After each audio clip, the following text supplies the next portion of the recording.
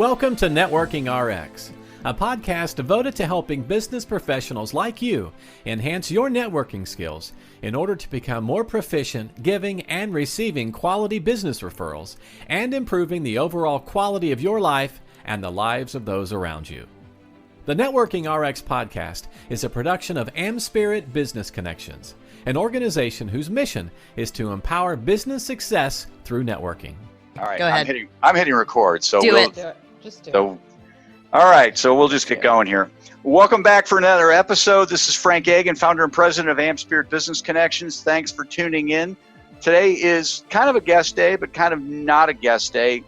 Those who have listened to the program from time to time or ongoing know that I have guests on occasion, and occasionally it's just me.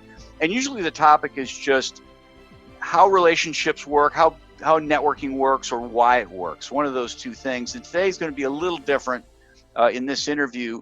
I have Gina Tremarco and Rachel Pitts on here. And they head up the podcast known as Women Your Mother Warned You About.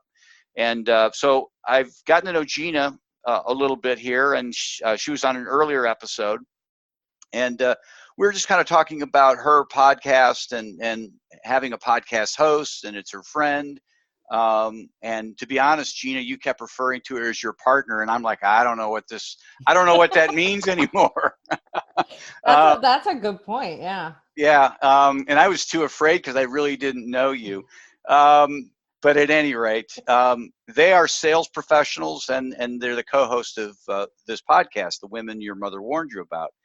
And so I welcome you to the program, and I want to really kind of delve into your relationship. Why don't we just start quickly with Gina, just 30 seconds, kind of what you're up to, because you are in different professions. Podcasting is it's just something you guys do.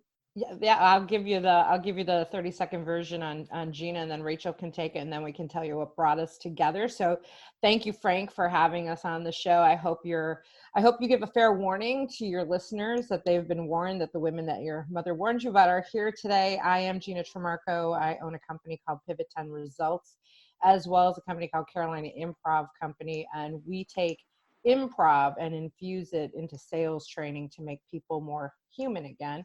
And we just reopened our shows. We closed down our theater, but reopened in another theater. And we are back up and running during this COVID mess. So we're excited about that. Okay, great. Rachel. Hey, Frank, thanks for having us. I'm Rachel Pitts. I am a mortgage loan officer with U.S. Mortgage, trapped in a performer's body. My first career was as a professional dancer and performed on stage TV and film for many, many years. And then one day I got pregnant and decided I should had a real job. And so I transitioned into real estate and ultimately into mortgage. I have had that lifelong love of dance and also fitness. So I also have another business called Ultra Fit Lifestyle. And I help busy moms who are working moms to organize their lives around their schedule as it pertains to their fitness. Well, on your website, I noticed that you say, first and foremost, you're a mom. Right. And first and foremost, I am a mom. My daughter is turning 12 tomorrow. Oh. So crazy how quickly time flies. Yeah, you're going to be at that point now where you're dumb. Oh no, I already know that. And Okay. and I said I have one more year before she turns 13 because I was a really hot mess at 13, and I have known that I'm in for trouble ever since the day she was born, because I deserve everything that I get when it comes to sass. So I don't actually ever get mad at her. I just gotta go, Yep. Payback. Yeah. Yeah. Payback. So at any rate, I've been listening to your podcast, and it's a lot of fun. You guys have a lot of fun, but there's a lot of insight to it as well. Thank you. But how did this all come about? How did you meet? Let's just start there. And really, I want to kind of talk about the evolution of a relationship, because, you run into a couple and, well, how did you guys meet? That's always a question. And I think business is even more interesting. So how did you meet? Rachel, how did we meet? I'll let You Rachel, wanted me to take this one? Yeah. yeah, Rachel, take this one. So actually, I stalked Gina on Facebook for a little while. Okay. And I actually think the very first time I ever saw your name, Gina, was I was walking through the prior location of Gina's improv company. Was at one of our malls in Myrtle Beach area, and I was like, "What's that? There's a theater. What's that? Who's Gina Chimarko?" So I looked her up, and then I was following her on Facebook, and then I saw her doing a presentation. It was a photo, because I think it was pre-Facebook video type of stuff, and it was a photo of Gina presenting for sales training. And I reached out to her, and basically I was like, I hate doing real estate. I want to change the world with fitness. And so then she started working. This is a good story, actually, on sales for you guys out there who are interested in sales. She pitched me on what she could provide as a sales coach. She gave me her price. And then I was like, ugh, okay, let me think about it.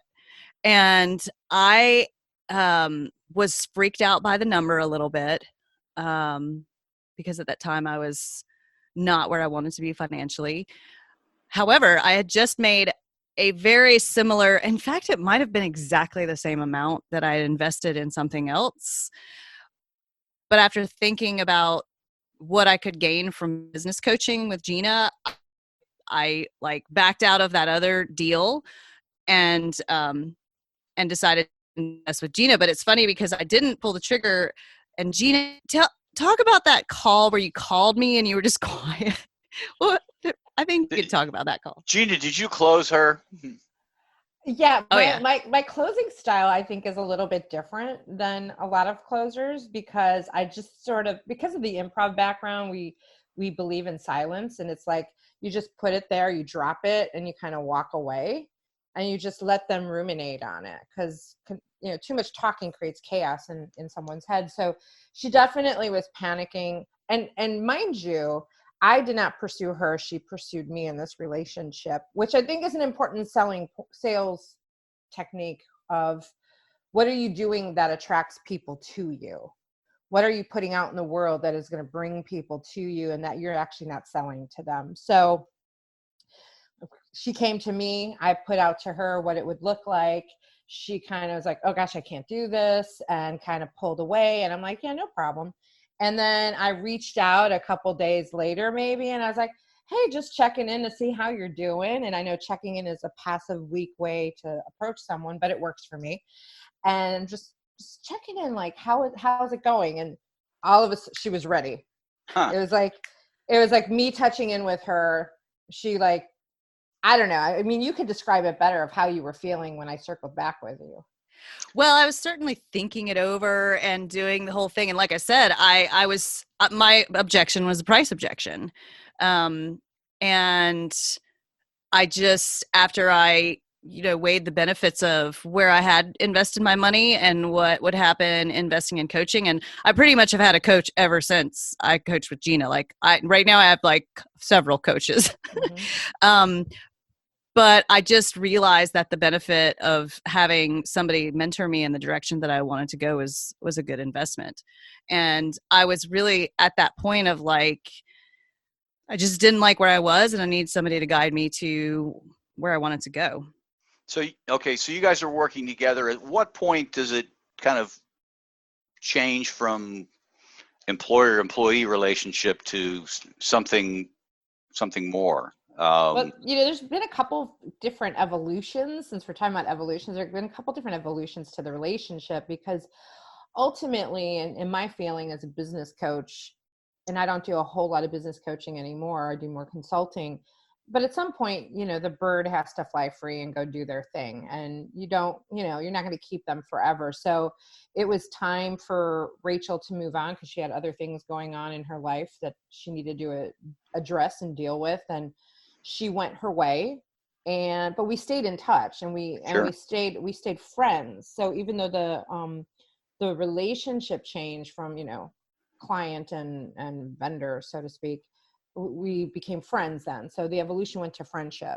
And then we realized that we had very similar personalities, and we would struggle with sometimes we just feel like people don't understand us or they see us a certain way. And so we decided to start like having breakfast or lunch together just to have someone to lean on, because we forget to reach out. When you're kind of an alpha woman, you want to like do everything, and you don't reach out to people because other people are actually looking to you to be the support. And so it's hard to reach out for help. That's a guy thing. I guess. We do have some testosterone in us, I think. And so we started leaning on each other. And then, over one breakfast, we started talking about, we should have a reality TV show. We still should. We really should. And then I was like, that's a lot of work. Let's podcast instead. Well, and Gina also had her Pivot 10 Results podcast going on. So instead of all the work of, like, sometimes when you podcast, you're not on video and then you don't have to put lipstick on. So that seemed a lot easier. So then we sat down, then we had another breakfast where we're like, what are we going to call this thing? And so we brainstormed for a little while, and Women Your Mother Warned You About came out pretty quick. I think it was yours. I think you came up with it. And so we wrote it down. We both looked at each other and we're like, that's pretty good. So we wrote it down and we're like, if we don't think of anything else, we'll go with that. And we never could think of anything else that was better. And frankly, the name of the podcast has been instrumental in just creating enough curiosity that some of our guests decide to come on the show just because they're like, they want to know what the heck it's all about. Well, I'll be honest, I've stumbled across it. Just in searching podcasts, and I'm like, all right, I want nothing to do with this. There's two camps. There's either you want something to do with this, or you do not want something to do with this. I just figured you guys would eat me alive, and I don't know what I would have to offer to your program, anyways. But it's kind of that edgy title. It's like, whoa, all right. I don't know that my mother warned me about anybody. What would you consider a woman that your mother warned you about? Oh, geez, I don't know. We'll let you think about that, and you can answer it when you come on our podcast. Yeah. Okay, all right. So you guys get this podcast going, and it almost broke apart, right? Yes, recently. Is it too soon? Is it too soon to bring this up? No, gosh, no, because we've It's never too soon. No, I mean, I think we worked through it pretty quickly when Rachel tried to break up with me. And I should say break up with us, because there is a third party, a man named Keith Walters, who is also part of the show, who helped us financially get the show off the ground. So when this breakup came, she was breaking up with both of us. So we're a threesome, and she was trying to end the threesome, but she was really breaking up with me. But he had to get involved because he was part of the trio. And for our listeners, there's a whole podcast episode. It's number 82. If you want to check it out, I mean, and it is very good because a lot of it, it was very, very insightful. And I'll credit much of this to you, Rachel.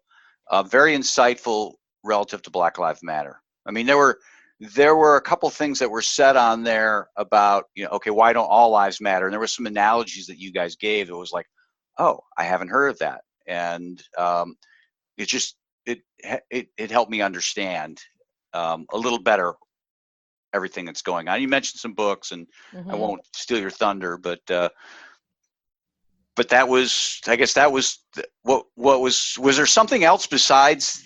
Well, I think there was a lot going at the time of the recording of this podcast, and I don't know when you're going to release this, Frank. It's 2020. Everything has gone so far off the deep end, and emotions are so high. I mean, Gina's, her theater went through some uproar. I'm a mom. I had to do the homeschooling thing, which became very stressful in relationship to my work, which I can do from home. But it would cause its own measure of stress. There's just uncertainty. There's fear of how much fear do we need to have about COVID-19? There's political unrest. Then there's Black Lives Matter that showed up. That all of this is getting all of our emotions really high, regardless of what side you stand on and how you feel about all these issues, because everybody has their opinion about all of it, including like the toilet paper stuff. But so I think what happened for me was there was a hot button issue that was related to the Black Lives Matter and how we were going to handle that on the podcast. And also coupled with the fact that I was just in such overwhelm with everything going on in life, that I just was like, I'm out. And it was a very cowardly way in which I tried to break up. That I was like, I knew there would be a conversation to follow. But I sent an email, and I basically was trying to be really diplomatic in the email, but I knew that there would be a conversation. And then Gina, she said she saw the email and was like out at a bar. I was like, oh, geez. And then she waited, I think, till the next day till we talked.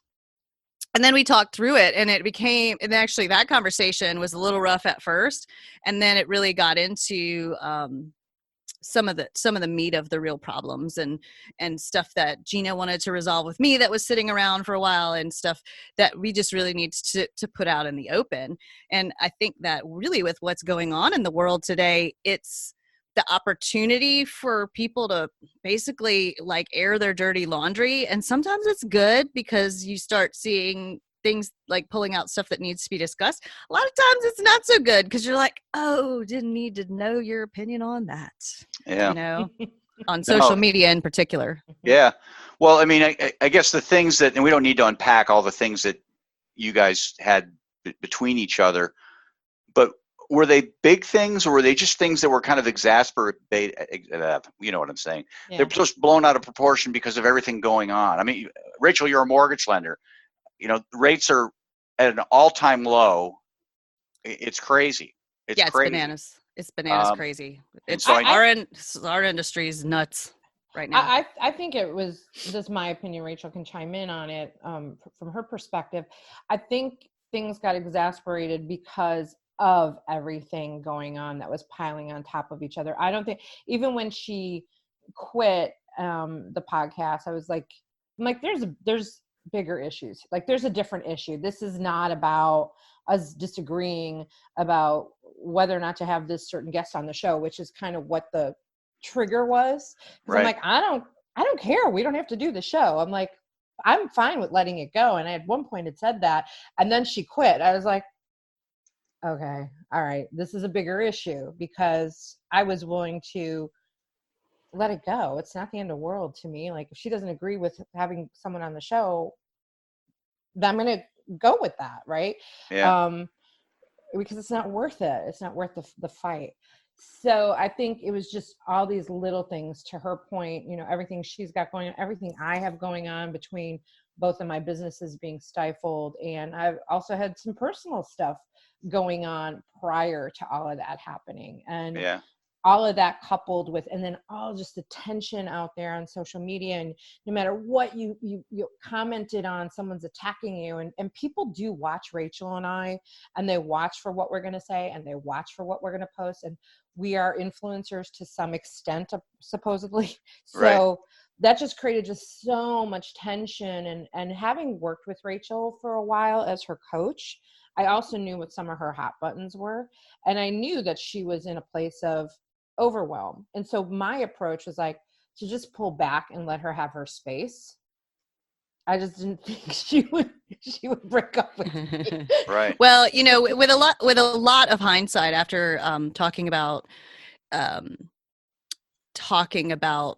the triggers that we were pulling on each other, if you will, it really was just overwhelm. And I was like, what can I get rid of in my life right now that will make my life feel less chaotic?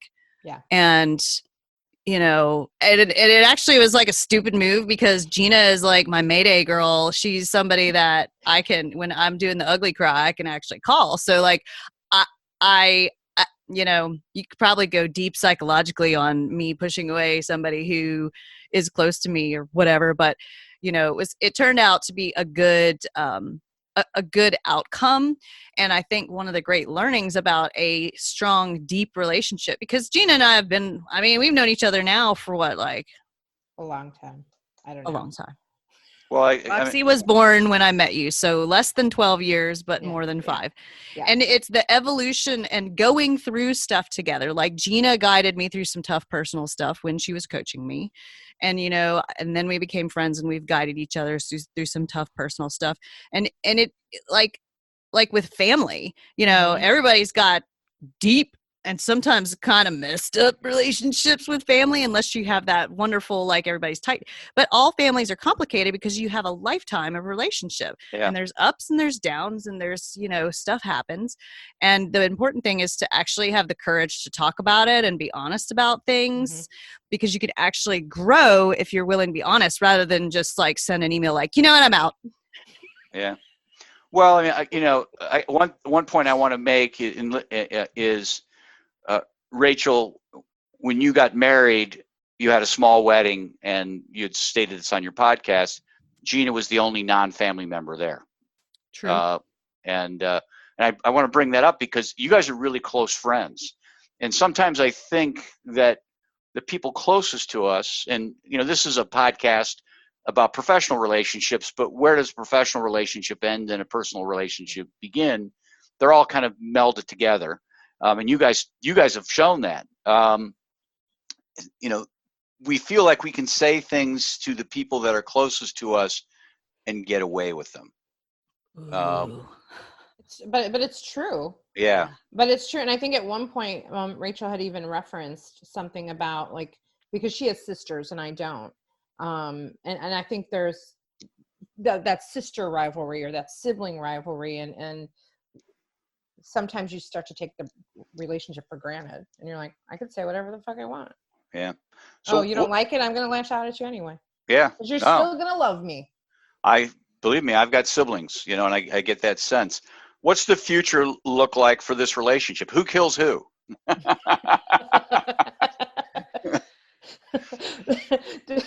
Should we talk about our little thing we do with Jeb? Speaking of kill, that just reminded me of F, marry, and kill.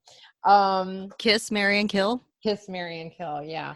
I don't think we're killing each other. I think we're going to just be out there killing it. Is what we're going to be doing. No, I don't know what the big future plans are, but Rachel and I both have individually some bigger goals of things that we want to do to help other women. And that really was the impetus of like this whole entire podcast, was how can we help other women?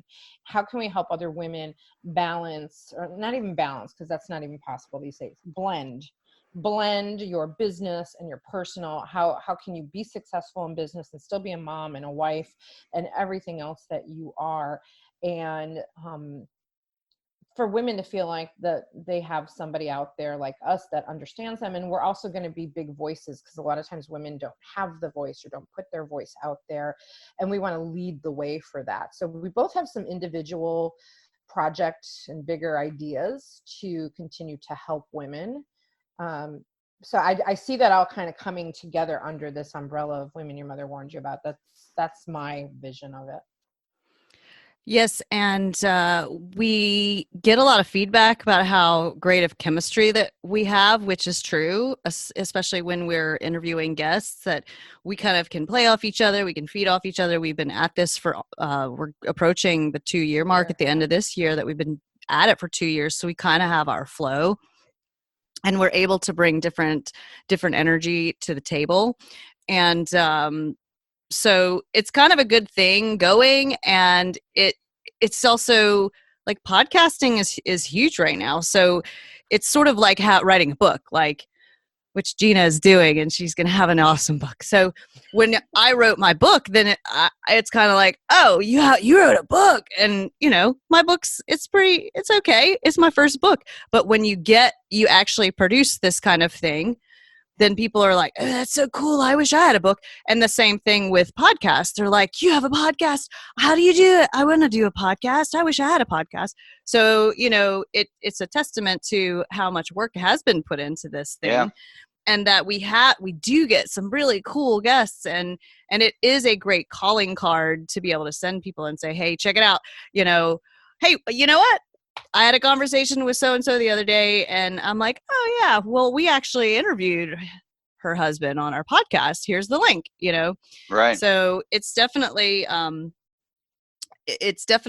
we've got our thing going on, as well as what Gina said. And to continue on with that, one of the things that we wanted to do when we started this podcast, aside from empower and inspire women, is one of the reasons for Women Your Mother Warned You About being titled that is a lot of women.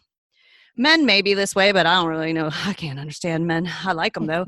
But is that women a lot of times are afraid to actually say what they want to say. Yeah. From my experience, Gina and I are. You're perceived differently. I mean, we right are wrong, in the minority of, we're in the minority of, it's hard for me to put a filter on. I think I've done pretty good so far in this podcast. You have. Filter out just saying what I mean. And there's great power in saying what you mean and being very vulnerable and being very open, because people can feel that it's true. And yet a lot of women just don't have the courage. They may not have the self-esteem or the just courage overall to say what they want to say, or even just say, hey, I do want to start a business, or I'm afraid, or, so that's another part of what we want to be for the women of the world is to show, hey, it's okay to be who you are in all your flaws. No, I think it's great because, I mean, a great way to build confidence is just see what other people are doing. You see somebody else has written a book. Hey, I can write a book. And when you guys get your guests on, when you talk about the things you talk about, it does infuse confidence in people. They still may need a little bit beyond that, but at least it takes that little tiny dream in the back of their head and starts to bloom a little bit. So I think it's awesome. One of the things we talked about leading into this, leveraging your relationship with men in business. You guys want to comment on that? No? Here comes the F-bomb. Well, I mean, we talk about that. We love men. So, I think sometimes people were afraid of the title because they thought like, oh, we're definitely, I mean, again, I'm going to speak for myself, but I'm pretty sure I know Rachel. It's not like we're these extreme feminists at all. No. We love men. I'm probably a little more conservative and traditional than people would ever believe. And I have learned through my entire career that, I work really well with men. Typically, I've worked better with men than with women. I've had a lot of male mentors. I have utilized and leveraged those mentors. I mean, that's another reason why this podcast exists, because Keith Walters came on as an investor of it to help us get it going, because he was on another podcast of mine. And that's how this all kind of spun together. And he's a mentor, and he's someone that I go to. I'm constantly leveraging, being a woman in business because you are. Because I am, and why not use? And I'm trying to the best way to say this. And I guess I'll put my opinion out there. I think a lot of times people are out there saying that women are at a disadvantage, and yes, in certain situations they are. But it's our job to overcome that. How do we overcome that and still become successful despite the fact that you're a woman? We shouldn't really be in that mindset that sets us back. Right. Definitely not feminists. I believe that women have an important place in the world for sure, but I like my husband to take care of me and open the door for me. So, I would say I leverage myself as a woman in business. I've had actually really interesting discussions with my husband works in the civil engineering world. So he's kind of parallel in the real estate world. And when we go to networking events, there was one of their marketing people. She didn't really like going to these networking events because she felt like some of the slimy realtors would hit on her because she's very beautiful. And I was like, okay, I get that, because they do. And I leverage that.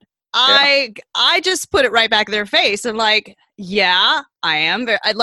Even if they're being kind of sideways about kind of hitting on me, I put it right out there. Like, okay, take a good long look. All right, are you done? Should I turn around? Okay, take a look, get done, because now let's do business. Right. And, when you put that in people's face and just, why not do business with me? I'm great to look at. I work very hard to look this good. So, I also have a brain. I'm not just a pretty face, and I'd love to do business with you, but I just try to break through that because it can get very uncomfortable for women. You can go into the whole Me Too thing, and that goes that goes very deep when it becomes inappropriate. But if you're going to be beautiful and put it out there, then you got to kind of be prepared for people to comment on it. And, there's some scumbags out there. So the scumbags are going to comment too. So you just have to be prepared for it. And if you can be prepared for it and move through it, then you can leverage it. I mean, I think it's like marketing, right? Because we are how we show up. We are our own calling card. Yeah. So Right. when we talk about is being women and being attractive, that will initially attract people to have a conversation with you. Mm-hmm. Yeah, it's human. It's human nature. It's human. It's human. Yeah. And to Rachel's point, it's like, if someone wants to look at you and they find you attractive, why not be like, okay, here I am. I will joke with guys in business and be like, I know my boobs are great. I got it. Let's just get this over with. Okay, great. You saw them. Good. Let's talk business. And I think men appreciate that because we have proverbial balls as women. Like, we will just put stuff out there Right. and become like a lot of guys think of us, we have guy personalities in some way. And then we can get to the brass tacks of business. Okay. Yeah. What's the best way to get a hold of you guys? womenyourmotherwarnsyouabout.com. All right. I will. All of our links to all of our social media and all of our websites and etc. It's the best place to find us. All right. I will put that in the show notes. I really appreciate your time today. Thank you, Frank. It was so awesome. And you are amazing in what you do in connecting people and networking people. And we're extremely appreciative. I'm extremely appreciative of all the connections and that you've brought my way and brought our way for the show. So thank you for the work that you do. Well, thank you. Take care. Bye-bye. Bye. Thanks for joining us on the Networking RX podcast. Please put what you've learned into action today and let us know if you have questions, comments, or ideas for future topics. You can email them to us at podcast@amspirit.com. That's AmSpirit.com. Finally, so you never miss an episode, be sure to subscribe to the Networking RX podcast through iTunes, Overcast, or however you receive your podcasts.